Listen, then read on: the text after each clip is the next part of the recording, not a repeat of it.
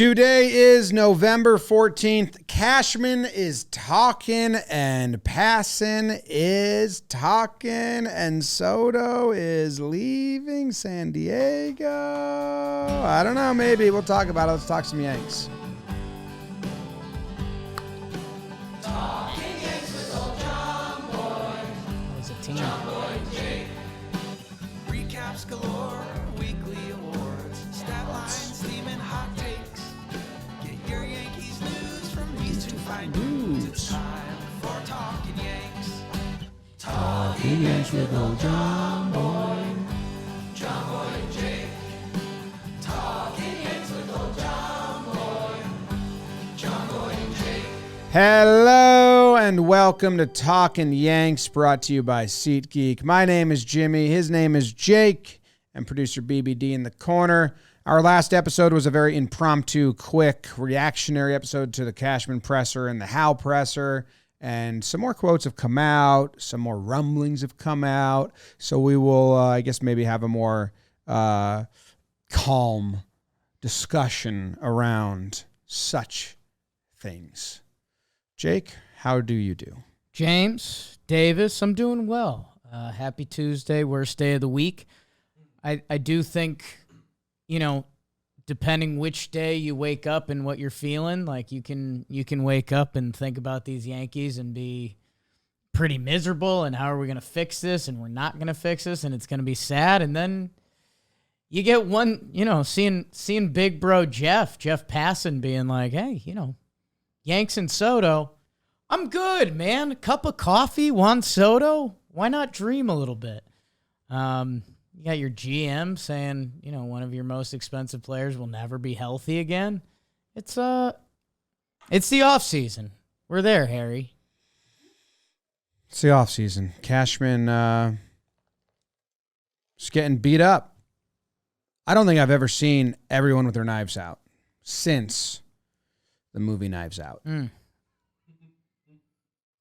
Like the back page headline was if it's broke, don't fix it. It's a fun one. I mean, I'm not sure. I mean, in his tenure, in my memory, maybe there was times those championships lasted a while, but I think this has got to be the biggest abuse Cashman and Hal have taken. Like everyone. I saw Boland there'll be a YouTube video, I think. I don't know. I didn't know Boland was on the YouTube streets. I didn't click it, but I think it was a link to YouTube. I think that was a drawing on a napkin. I think it was a bar napkin by Boland. Boland very nice to us, and I like Boland a lot. Yeah, he's awesome. But he likes that joke. Yeah. But yeah. We're seasoned in 30 years. Like every time we have discussions like that, like, wow, people are really at him. Yes. Yeah. Yes. Oh, Boland went on foul territory. So if you want to go check it out, that's where it was. Handsome. But yeah, Brian Cashman's disaster press conference, Eric Boland on the Yankees.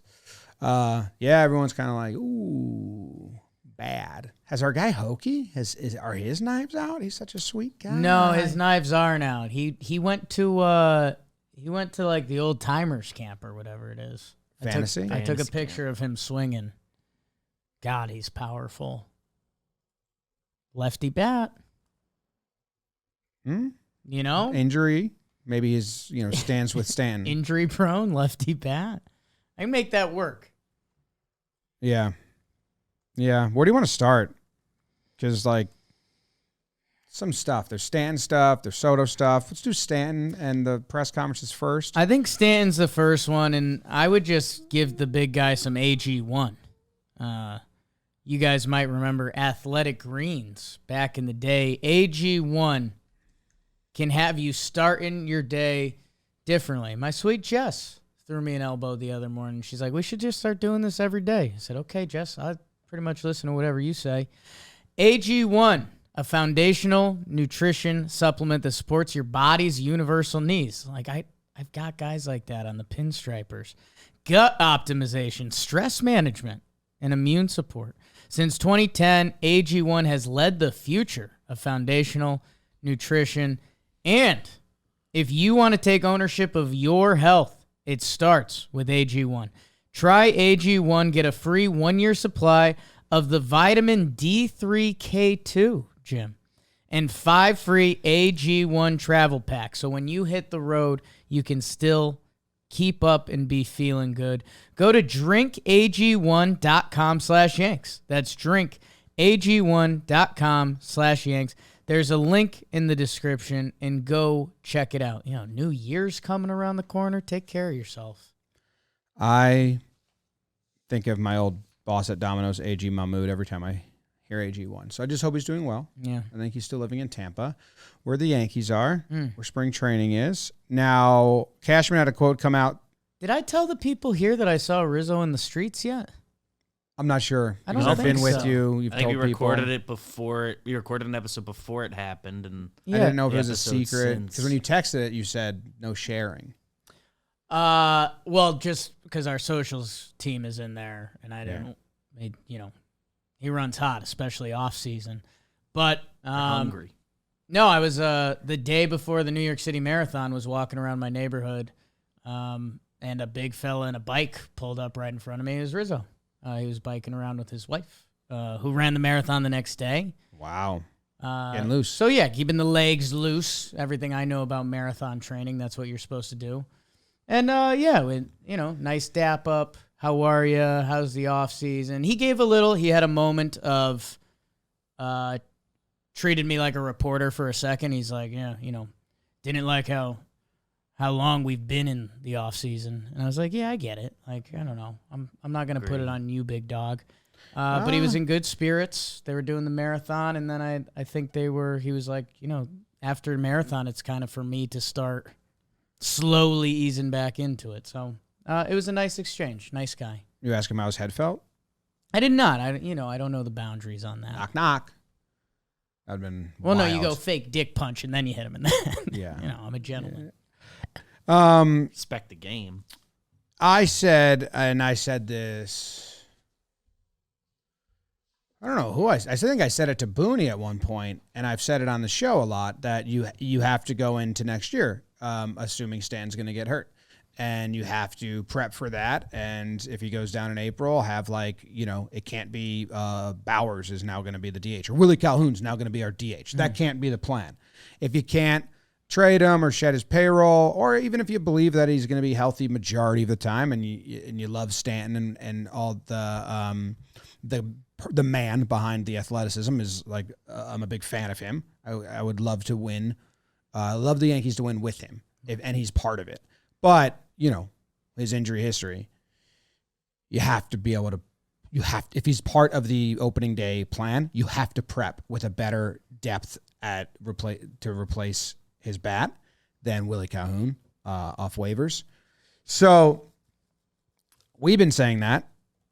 Cashman said that. He said it if you read it, I didn't hear it. If you read it, there's a weird term that he used, but Cashman's getting dragged through the coals for everything right now because that press conference was so bad and they're awful. This one, I don't know. It kind of felt like this was the first time I was like, good.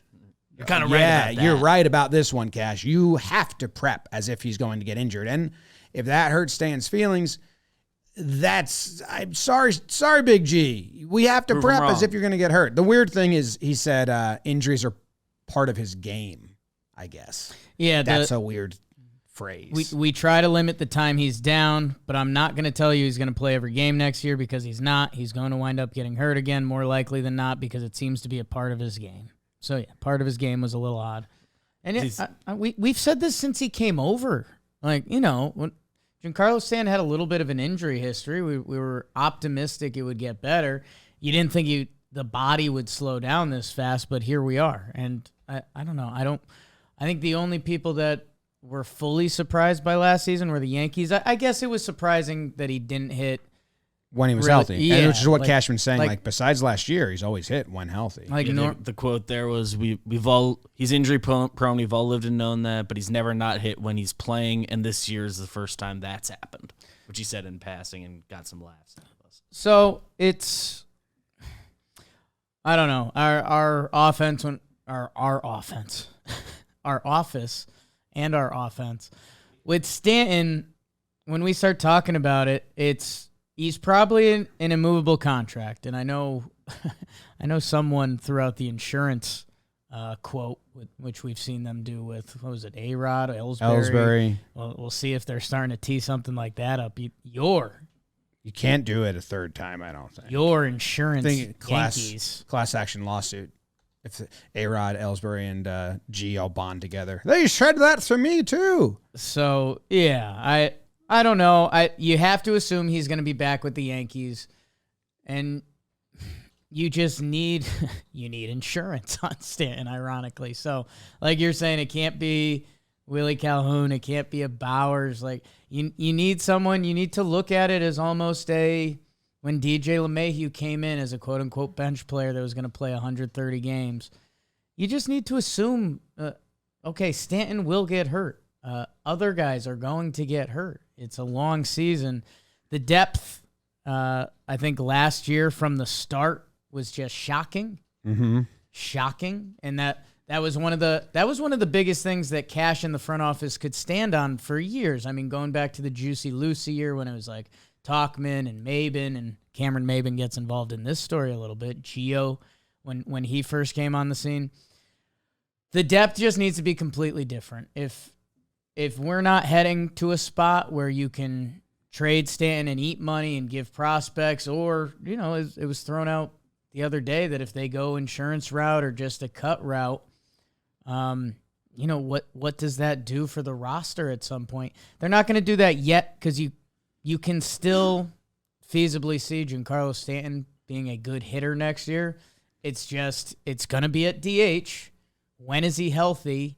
And what does that do to the rest of the roster? Because if the rest of the roster had lefty switch hitting balanced hitters, I think we'd be like, all right, like, hey, G's going to get banged up this year, but hopefully he finds it, right? But unfortunately, he's in the 95% pile of righty hurt slow. They, on the possibility of releasing him if we're going based on what the Yankees have done in the past when they cut A-Rod, when they cut Hicks this year, seemed like roughly $30 million left on the table in both of those cases. That's their eatable amount. That seems like the amount of money they'll eat. How much did Donaldson have? By the time they cut him, I guess with the buyout, probably like $9-ish million of real dollars. They truly believed in him. Yeah. I mean, conversations we've had, the defense was good. Yeah. Never came around here. Man. Cameron Maybin did get involved in the Stanton conversation. Our guy, Keith McPherson, tweeted about how the window is now, that he wants to, Cole, Judge, Stanton, and their careers with Yankees get a ring. I think that was the crux of Keith's tweet. Cameron Maybin chimed in and said, I agree with you, except I don't think Stanton, and he was like, I don't want to speak for him, but I don't think Stanton wants to end his career with the Yankees. He'd rather be somewhere where he's valued. Or is that just like an automatic, like, you just assume he wants to stay forever?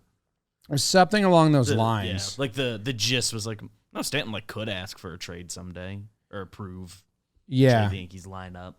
My reaction to that was, and I could be 100% just wrong here, so that's because there is some of me implying, or I don't know, implying, but inferring.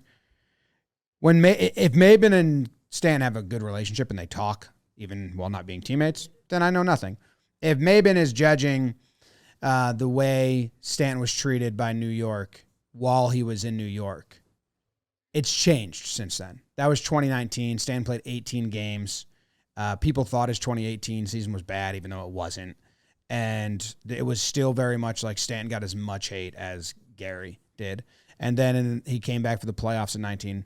Hit well. He hit well in 2020 in the playoffs. And I think since then, and his press conferences and post games, I think the I hate Stanton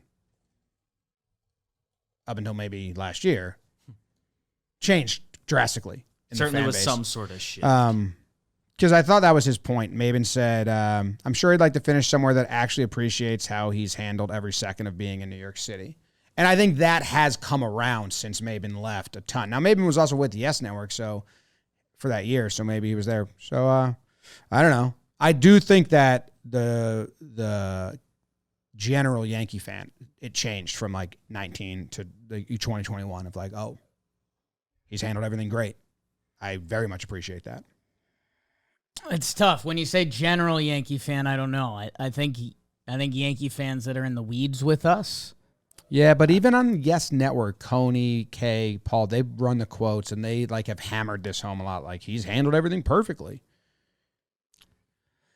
Yeah, Stanton earned himself a lot of love with the 2020 postseason where he was insane. Yep. That's kind of what Yankee fans care about.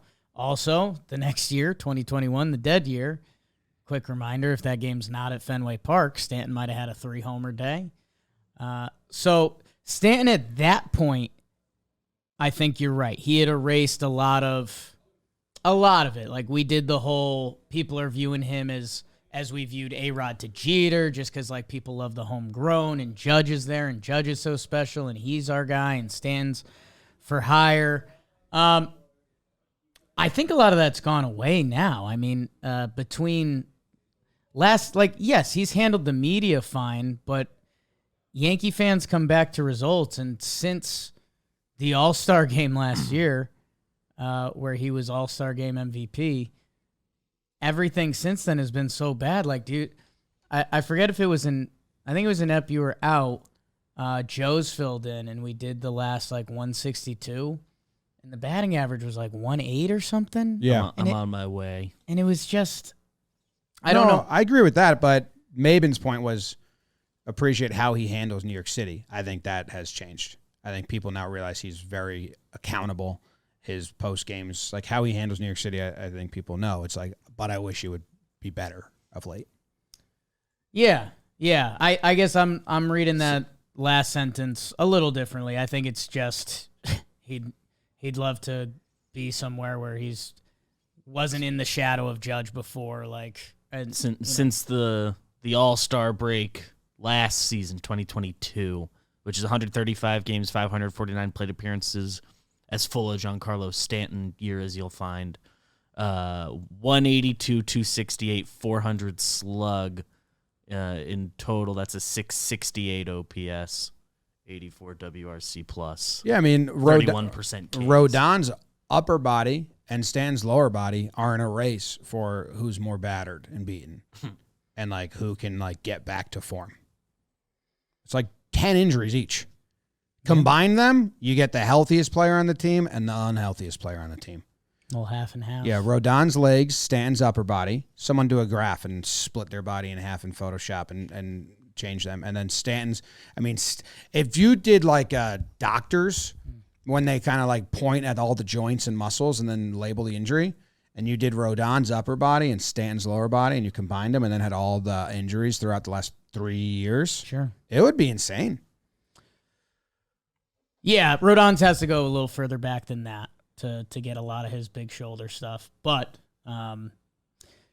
case in point, all of that either matters or doesn't matter if you start playing good baseball or bad baseball. So Stanton, I don't know. If you did Stanton's head, you could take the ball that he got hit in the face. That's a little beat up. That's a little mean. Yeah, I wouldn't do that. I wouldn't do that either. I wouldn't do that. He'd have the panhandle mask. Yeah, he wears that now. I don't know. It feels like last year we were hitting the point with Hicks, Donaldson, IKF that we were like, this has very little chance of success. And all three of those ended up falling out. It's starting to feel like that with Stanton. But at least with Stanton, I understand how much their arms are tied and how much you can hope it's wrong. And if that big fella runs into 9 next April, we're going to be like, okay, I need that.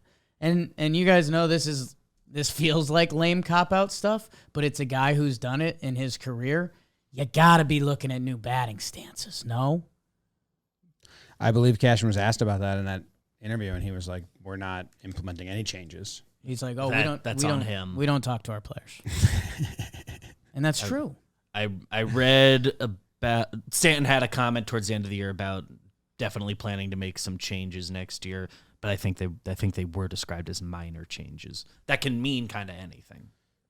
Will be interesting. Maybe to him, a minor change is changing the batting stance. And even spring training will be, A lot of times they change stuff in spring training, but they revert back to what they're comfortable with. So Yeah, by 2 weeks into the season, that's gone. should Judge use it- spring judge it training the to try lift. something different. Even if you don't, like, you have to. Imagine if, like, spring training's nothing different. Well, he always does spring training a little odd anyway. Yeah. He's one of those guys that, like, I don't really swing during this. So, Swing this year. yeah, I don't know. I mean, I agree with Cashman's quotes about, like, we have to act as if he's going to be hurt. Yeah, I mean, we've said that. You have to. It's like You need it an caught up. actual plan. If the backup plan is to go scour the rest of the league for an outfielder that no one else wants, or just like from AAA, it's a bad plan. They've used Really, their goodwill on those plans already. Where they really had did some not benefit work of the out. doubt. Now that's gone. Yeah, it did not work out. All right, let's get to a different tone conversation, Jake, because as BBD said pre-show, Passan babbling today about Soto leaving San Diego. Juan Soto speaks Spanish. Babel could teach you that. Yeah. If you're trying to be a real Yankee fan and get Juan Soto, you should get Babel. There's people that speak 2 languages out there. We call them bilingual. There's people that speak 3, trilingual, Jim. Someone who speaks 1, Lingual. American. Gotcha. Go get Babbel. What are you doing? People, class it up just a little bit. And with Babbel's quick 10-minute lessons, they're designed by over 150 language experts to help you start speaking a new language in as little as 3 weeks. It's designed by real people for real conversations. I think, if you took a Spanish class growing up, ¿Puedo ir al baño? ¿Dónde está la biblioteca? If I'm going to Spain, if I'm going to Spain, I'm not looking for the library. Didn't help the American side of that, I guess. Learn a new language, and if you're a Yankees fan, you like the number 55, and you can get 55% off your Babbel subscription, but only for our listeners at Babbel.com/Yanks. BABBEL.com/Yanks. Click the link in the description. Give it a try. Learn another language.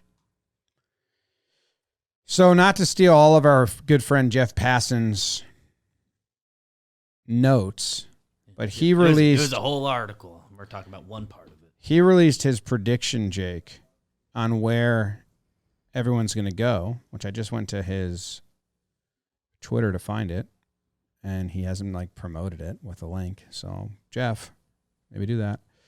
And he's got Ohtani on there, which is interesting. He's got some other stuff. He's got Yamamoto on there. The Soto one is interesting for 2 reasons. One is because all the writers think he's going. Buster only said 100% he gets traded, and not during the season next year, but before opening day this year. 100%. It's a pretty big stake. From Buster. Yeah, because, everyone's going to use Soto Ohtani as clickbait and headlines and get your take out there. And you could easily say that sentiment and be like, if it was me, I'd 100% trade him. Right. Or you say, if I was to bet, I would think he'd get traded. Or it's the smart move to get traded. Like Buster was like, no, 100% he's getting traded. He could be wrong. I'm not saying he's a knower of everything. Right. But he really planted his flag. And Passan kind of has the same sentiment that he thinks he's going to get traded before the deadline. I thought Preller came out and said he's not. I feel like it's gotten back and forth. Yeah, it's old school. I think Preller's in old school negotiating. No, we've hit this weird world where if you say someone's for sale, they think that drives down the price, which isn't always true. That's not how it works. If a player demands out, that gets you in a tough spot in a lot of other sports. In baseball, I don't know. If it's on the table, it's on the table. I think Preller's just doing no, we're not trading Juan Soto. But it seems like they're very clearly trading Juan Soto because they've lost so many innings from their pitching staff from last year. They're not in debt, but baseball has rules that if you're paying out a certain amount of contracts, you need a certain amount in escrow. Could be using any of those words wrong, but it's something like that. And that they had to take out a loan just to cover up where their current costs are. So they need to move money, more money that's already coming off their books, and they're losing. The San Diego Padres are still in what they think is a window. Like Xander Bogaerts, Manny Machado, Fernando Tatis Jr., Joe Musgrove. They still have a lot of big money guys that they believe in on that team. They're losing a lot of players. They're losing Snell, who's going to win the Cy Young this year. They're losing Hader, who's regarded as one of the best, if not the best relievers in baseball. That there's a way they can do this. And Juan Soto is the easiest way because it's 1 year and it's $30+ million.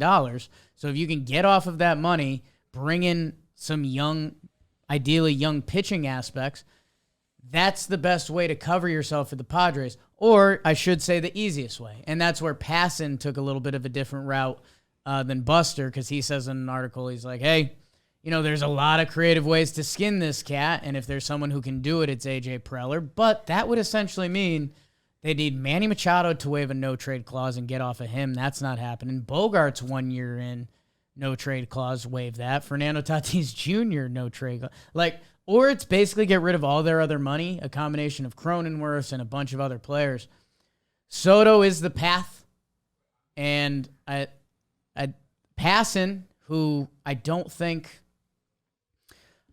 he would do it necessarily for the click, especially this time of year, just to throw out Soto and the Yankees. But he said it's looking like Cubs and Mariners would be big fits. Mariners don't want to do the long-term commitment.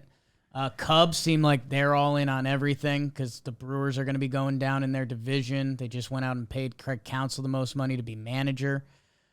But Passan's words, not mine. He said that the Mariners and Cubs don't seem likely to move a lot of their young pitching for what would be a 1-year rental. And he said he didn't say the Yankees wouldn't do that because I think the Yankees need to do that. So there was a glass of optimistic Soto news this morning. He lays it out pretty well. He says there's a reason why all the writers think this, exactly what you said. They need to clear up the money. And then the one thing is that all their other big stars have no trade clauses. Machado, Tatis, Bogarts, Darvish, all full no trade clause. Joe Musgrove, full no trade clause. Cronenworth has a limited no trade clause, so he probably has a handful of teams he can say no to. Teams or something.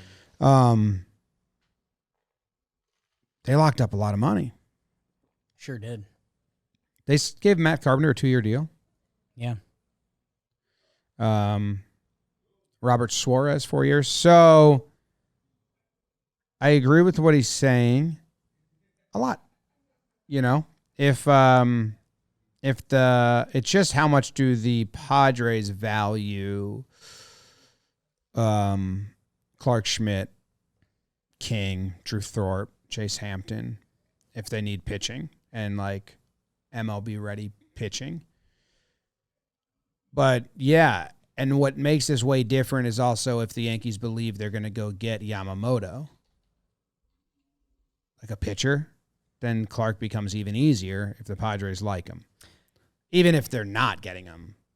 I don't want to step on Brian Cashman's toes because a lot of people have been doing this lately. But GM Jakey here, hello. The free agent hitting market is awful. It's awful. It's Shohei Ohtani, who's, also a part of the pitching market technically. So that's its own thing. He's going to get $450, $500 million. After that, it's Cody Bellinger, who before last season had 2 years of being one of the worst hitters in baseball. And then it's Matt Chapman, who I think the final 5 months of this season, he was a .202 hitter. So the starting pitching market, on the other hand, has a lot of options. We've got international options. We've got good 1 or 2 year risk guys like Seth Lugo kind of finally made the jump to the rotation as a 32-year-old, and he was good, so his arm doesn't have innings. There are layers. There are layers to the starting pitching market that if you can trade starting pitching and turn that to hitting, or any pitching and turn that to hitting, you should be getting any hitting because you were the worst hitting team you've been as a franchise. Go get hitting for other assets. You can get pitching. It's out there. And I don't think the numbers are crazy. Like, there's veteran guys. Maeda's reused. There's bodies out there. We're probably going to do a starting pitching ep at some point because we're always in on starting pitching. But if you can cash in, especially on Clark Schmidt, who, this year was the year. Before this year, trading Clark Schmidt probably wasn't going to get you Juan Soto. And now there's a chance it might. So if it's on the table, it's one of the only things that can save next season. He's very good. What was the Mookie Betts trade? His name is Mookie Betts. Is that the biggest comparison here? 1 year of Mookie? I've been doing this conversation with a lot of people out there. There's a run of like superstars with 1 year left between like Mookie, Machado, blanking on another one. Mookie on Lindor was the other one. And Mookie on paper was probably traded for the most. It was Mookie? Verdugo. Well, they who had also been in parts of seasons They also had to already. eat Price. So They that throws an also ate obstacle Price. into it. Which maybe the Yankees are going to be asked to eat some contract. Machado was a rental, right? Machado was a rental. So One playoff run. Lindor, the pieces they got back actually kind of worked out. Rosario was a quality player for them. Right. Jimenez has been really good. been the 100th percentile outcome for him. But on paper, that was one failed prospect and a guy who we were talking about similarly to how we talk about as Waldo right now. Like, they're not traded for that much. Obviously, Soto is a special case, special market, but every situation's a little different. And when Mookie got traded, he had set the record for arbitration, right? He was earning I think 25, 27 million, and Soto's earning 30. So the Dodgers took on that 25 to 30, whatever it was, not 30, but above 25, I believe, and also took on Price's contract, which was, I don't know how much that was worth. A few years on it, though. And like, Mookie did sign an extension. You knew he was open to it. Like, so you're also trading for the negotiating rights. Yeah. Soto, you're not going to get that, which should drive down the price a little bit because Boris is his agent. Boris doesn't do extensions a year away. So Looks like that should be points to the team trading for him. 3 years of David Price was traded over to the Dodgers as well, and the Red Sox ate half of it. So $16 million per year. For 3 years. Man, so the Dodgers ate like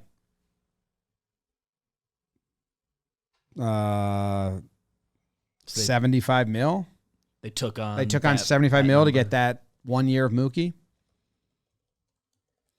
So if you're Preller, which I doubt this is how he does it, but if he's looking at that and you look at the Padres, you look at the Padres payroll and you say, okay, if we're looking to find a number around 70, Soto's owed 33. So is there a player they have that you would eat 40? I mean, Cronenworth is still owed way more than that. But they can eat part of money. I think he's baseball, you owed, can mess around. he's owed, what, a little under 80? So that's half. Yeah. So then He's they would have to 7 eat half of starts this year. Cronenworth. They could eat some amount of like Darvish's money. But they need pitching so bad that I feel like they're not going to trade Probably. He's a candidate for a dump though. pitching. Or would it be like Suarez? They owe him 46. Yeah, I think he has funky options, so it might be. I don't know. Can opt out after 2025, yes. So, but he would be 46 on the whole. You probably. Cronenworth would be wild because it's like, yeah, sure, take him. It's not a burden. Kind of need a guy like that. For the Yankees, he would make sense. He had a solid second half. Cronenworth and Soto could make sense. All right, so let's just do that then, Jake. I think we just figured it out. Just what do they want back? Yeah, how much are they valuing getting money off the books? Like how much? If it's that, then the money and the players are the same as Mookie and price in the world we just created with Cronenworth and Soto going. They got Verdugo, who had played but still had, I think, 6 years or 5 years of control and arbitration. There's a little bit of left. shine off him, but pretty regarded and had years. And then they got Jeter Downs, who was the number at the time still a regarded prospect. So he was a top 100. So they got two young players, one who hadn't debuted yet. So for the Yankees, if you were to do, Clark,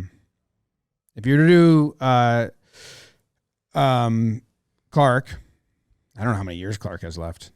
He's got one option and 2 years of service time, so 3 to 4 years remaining. I think so. It's something like Clark plus, I don't know, to throw a name out there, Austin Wells, but it doesn't have to be him. Clark plus Drew Thorpe, if they just want pitching. They want pitching. They want pitching.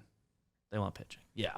Clark and one of your like real pitching prospects. Clark, Drew Thorpe, and then probably a single A kid. Toss in a kid, maybe that they whoever's throwing 100 miles per hour in single A right now. If they just want one of the Yankees catchers, they have a bunch on the 40-man right now, and we know they would like to move one. Oh wow! Don't hate that. Don't hate that. That was the thought when I mentioned Wells, but Higgy's a Cali guy. They need to field a team. You know, He'd be so good in San Diego. Be perfect. Such a chiller. He's from L.A., right? That area. Southern Cal. Southern Cal, yeah. Okay, so we did it. We've done it. We've done it. Clark, Drew Thorpe, catcher. Get Juan Soto. That changes everything. I really wasn't going to open my brain to it, and now Passan and Buster and the reporters are, putting me into crazy, crazy brain land, and I don't like that. I don't like it one bit. 2 weeks ago, I went up to Dan Rourke at the warehouse during one of our practice days, and I said, Dan, I got bad news. And he immediately gasped and said, what happened to Judge? Which is fair. Right. I said, no, not that. Just I declared myself believing in the possibility. And it's a scary place to live. I tried really hard for a while to wait until any rumors are real, and now we're kind of at that point. I mean, Cronenworth's money is crazy, but he's like a lefty guy. He's what they need. Who plays a ton of positions. If you're the Yankees, why would you not take a chance on that? Who plays a ton of positions. The salary per year isn't He's coming off a down year, but he's had some plus years. Figured it out in August. Not amazing, but bottom of the order lefty bat. If that helped facilitate it, how would that stop you if you're the Yankees? Per year, it's not a crazy number. It's a long time. I'm mad that I want this to happen, and here we are, and I think it should happen. That's what's got me upset. Is that I guess in the comments, be the devil on my shoulder and tell me why it's irrational and never going to happen or stupid. If Padres fans, you're not going to do it. Well, Padres fans wouldn't want to do it. The Red Sox fans didn't want to trade Mookie. Right. But it's a payroll thing more than anything else. The Padres have said they're getting under 200. Can the Yankees take on that money? Where are we at with their money? Do we care? Are they caring right now? We're talking about them taking on $70 million. Yeah, I mean, we've supposedly been on Yamamoto, which was going to be 30. I guess we can start getting into some tiers and stuff. Yeah, you can start crunching. I've heard the number the Yankees don't want to touch is the 325, which is the Cohen tax. I don't know. I don't think they're crazy close to it or anything. Talking Yanks 2000 wasn't talking about salaries. No, I know the world's changed. I get it. And I support sports, trying to be more Dude, even, it's also nuts that there's no conversation of Ohtani. None. That's the world we live in now. And maybe it's more realistic and other fan bases hate it. Oh, Yankee fans think they're going to get everyone. And boy, did Cashman prove those fans right. It's just everyone thinks it's inevitable, so we're not actually going to go. But man, they're not even using the Yankees as clickbait with Ohtani. Exactly. Not yet. That's going to come. Maybe, that's but going to come. You would Ohtani. We're going to have to talk. Harper, to him, Machado, those years, 2019 November, 2019 December, it was all you read. No, it might be the nervous week. There's absolutely going to be a week that it's Judge wants Snell because that's his guy. Yeah. So get ready for that week. Snell wants to play in Seattle pretty bad, I would guess. I think so. I saw at least one article referencing a desire to play there. But also, if you're a player, I guess why would you say you wouldn't rule any place out yet? But he is from there. The Yankees are not going to be in on Sonny Gray or Nola, right? They're kind of the two top starting that are, and Snell. Sonny, they're not going to run that back. Nola, I think there's going to be a lot of interest elsewhere. Although they have run stuff back like Sonny in the past. If you think of who was it, Vasquez? Javier Vasquez. Yeah, Javier Vasquez. They did that, and didn't Pavano or Brown? One of them got a second stint. I don't remember if it was them specifically. There's something like that. There's another player in that era of like early 2010s or something. It fully didn't work once. Yeah. And they tried it again. Javier Vasquez was a funny one. It fully didn't work, and they were like, let's do this again. Jamie Wright? No. Here's Tried here's a Who list. am I thinking of? Here's a list of pitchers that Fangraphs does not project to get $30 million or more dollars. And Okay. this isn't necessarily right. Yeah. And some of these are 2 years, but the list starts Lucas Giolito. AAV? They have him getting 2 for 30. Oh, okay. So all of these guys are basically under 15. Okay. Lucas Giolito, Seth Lugo, Clevenger, Kenta Maeda, Sean Manaea, Jack Flaherty, Michael Lorenzen, Nick Martinez, Kyle Gibson, Lance Lynn, Ryu, Sevy, Wade Miley, James Paxton, Frankie Montas, Martin Perez, Jake Odorizzi, Alex Wood. Bring. No one's gonna like this because obviously he gave up the most home runs in the history of baseball. But you know who did it? You know who did it before? Cole. And you know what Cole did this year? Didn't give up a lot of home runs. And Lance Lynn, Rodon, and Cole just fucking firing each other up nonstop. And I having a party. Now people are gonna be very upset because Lance Lynn had a pretty down year. Right. So I don't really, I'm not pining for this. But if it happened and Lynn was good, we'd get up for it. and the bravado that the starting pitching had all of a sudden would be a content machine. It'd just be a lot of fun. If they were good, and I don't know if they're all going to be good, but if Rodon and Lynn were both good, sharing a rotation. Just testosterone-wise. Testosterone-wise, you're going back to like, not skill-wise, no one take this out of my mouth. You're going back to like Wells and Coney and Clemens, like, of like, oh shit, we got some men being like gross men on the mound. But that's not a comparison of skill. And just of those kind of all those mound names, presence. Kind of all those names we just said.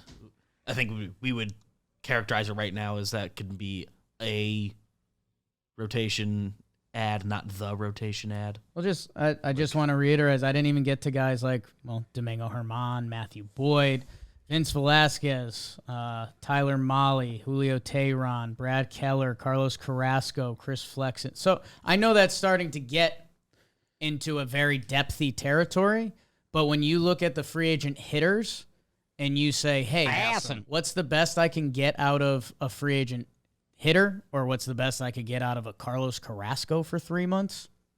Very different scales.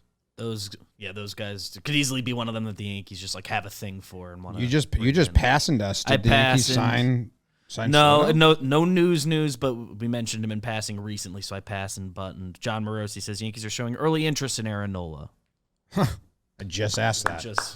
We had just declared Yankees probably not involved. Huge. I don't put any stock into that. That didn't sway me. That sounds like nothing. All right. This was the first episode that I ended on an uptick for me. And I fear that. I love building myself up to get broken. That's what the offseason's all about. I know nobody likes it, but my vision of Lance Lynn and Rodon and Cole all being good is that's fucking. If Lance heavy Lynn, metal, Yeah. you need Rodon to be Rodon.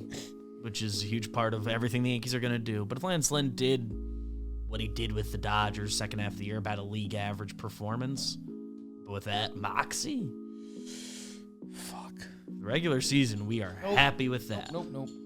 I mean, yeah. End it. End it. Lynn would have to Talk go. on more. Yeah. See ya. Go Yanks. Tell him, Grams. Go Yankees. And you got Yamamoto. Yeah. Yamamoto wouldn't know what to do. These guys are. Oh, I have bad Yamamoto news for you. What's that? Listed 5'10". Small. I think he's a moxie king. He pitches a very American style. Obviously. I'm out.